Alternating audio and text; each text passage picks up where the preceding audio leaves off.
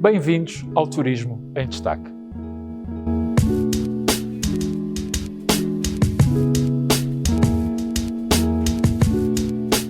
Devemos começar por saudar a existência de 7 candidaturas presidenciais, uma vez que elas são sinónimo da vitalidade e da pluralidade da nossa democracia. No entanto, também devemos lamentar que a maioria dessas candidaturas, infelizmente, não se circunscrevam ou não tenham por objetivo o que está contido nestas eleições. Aliás, a prova disso é que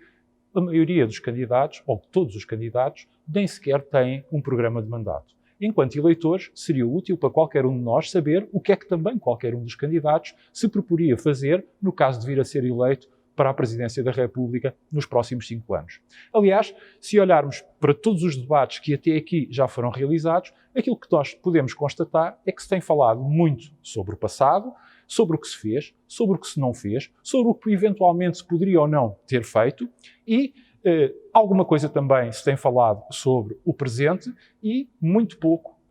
se tem falado sobre o futuro. Aliás, o que se tem falado de presente e passado tem sido até mais sobre questões, e um pouco de futuro, mais sobre questões executivas, que saem até um pouco, para não dizer totalmente fora da própria esfera da Presidência da República e ficamos sem saber o que é que os candidatos entendem por aquilo que já se designou e que hoje comumente é comum dizer-se da magistratura de influência do Presidente da República sobre algumas matérias muito importantes e, nomeadamente, e para aquilo que aqui mais nos interessa, para o desenvolvimento da economia, para a promoção do país, para a captação de investimento estrangeiro e, claro está, da forma como se poderá ajudar o turismo.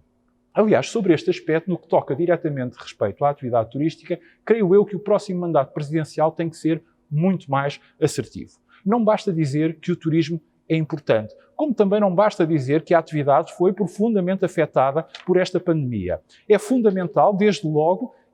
evitar que se continue a fazer esta torrente de anúncios que, na maior parte das vezes, ou tardam ou nunca chegam à economia real. E este é, de facto, um papel urgente que o próximo Presidente da República, o próximo mandato, deve ter em atenção. Mas se quisermos numa perspectiva mais ampla e não tão imediatista, também o próximo mandato presidencial deve conter, por exemplo, a nível da política externa, uma maior atenção na abertura de novos mercados ou na abertura de alguns, o alargamento, por assim dizer, de alguns já existentes e até, eventualmente, na construção de novos, como seja, por exemplo, um grande mercado interno alargado, de gênese lusófona e raiz atlântica, sendo que para tal devia propugnar e lutar por uma alteração do próprio conceito da CPLP, da Comunidade de Países de Língua Portuguesa, nomeadamente dando à instituição um cariz mais económico e até aproveitando para esse efeito aquilo que são as características, aquilo que é o código genético da atividade turística, que, como se sabe,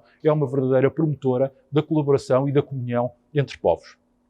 Um outro aspecto que também seria importante haver atenção no próximo mandato presidencial é a promoção, a exportação, por assim dizer, do conhecimento e do saber turístico que é em Portugal. Hoje em dia, Portugal alcançou um patamar de excelência a este nível reconhecido por todo o mundo e, portanto, para alguns países a nível mundial, mas em particular também para alguns países lusófonos que desse saber e desse conhecimento estão tão carenciados, seria importante promover esse tipo de exportação.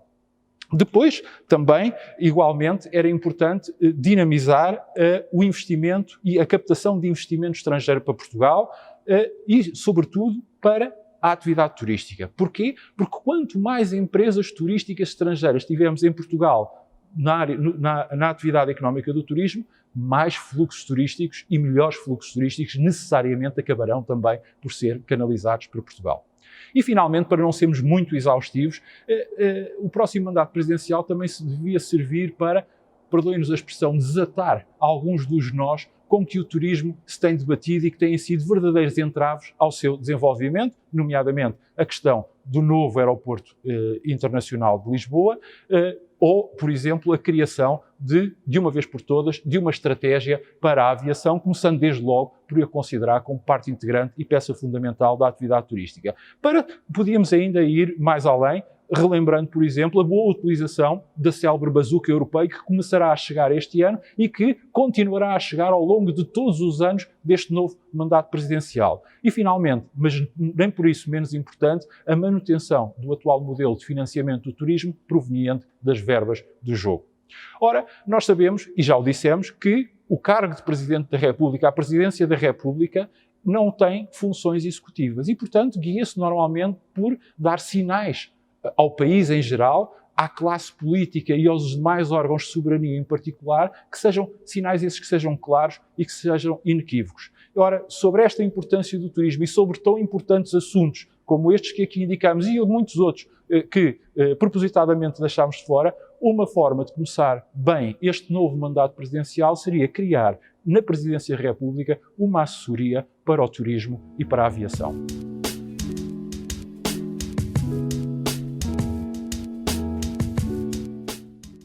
No momento em que estamos a gravar mais este episódio do Turismo em Destaque, já sabemos que é praticamente inevitável, estamos a horas ou a um dia ou pouco mais do que isso, de um novo confinamento. Novo confinamento esse que, do ponto de vista da economia, naturalmente terá consequências nefastas e, do ponto de vista turístico, terá consequências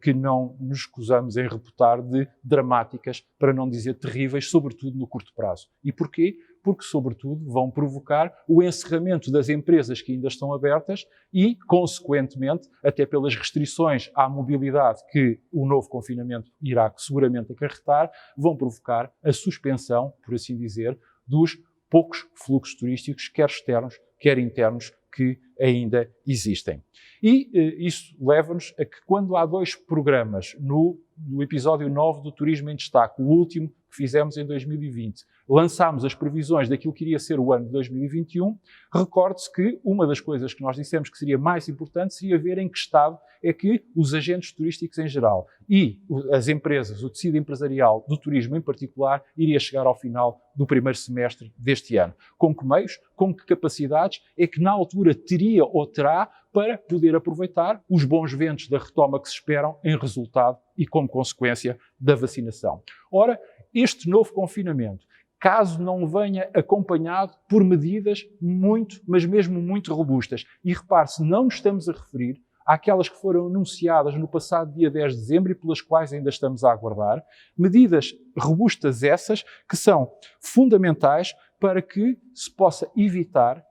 agora com este novo confinamento e com estas consequências tão drásticas para o turismo, a falência de muitas empresas e, infelizmente, a outra consequência será o despedimento de muitos trabalhadores.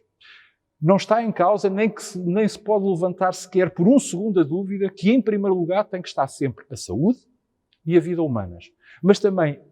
não menos verdade, é que tem que haver esperança para além do combate à doença estritamente dito. E, nesse aspecto, é importante que o Estado, em geral, e que o Governo, em particular, não tenha rebuços, não tenha receios de fazer,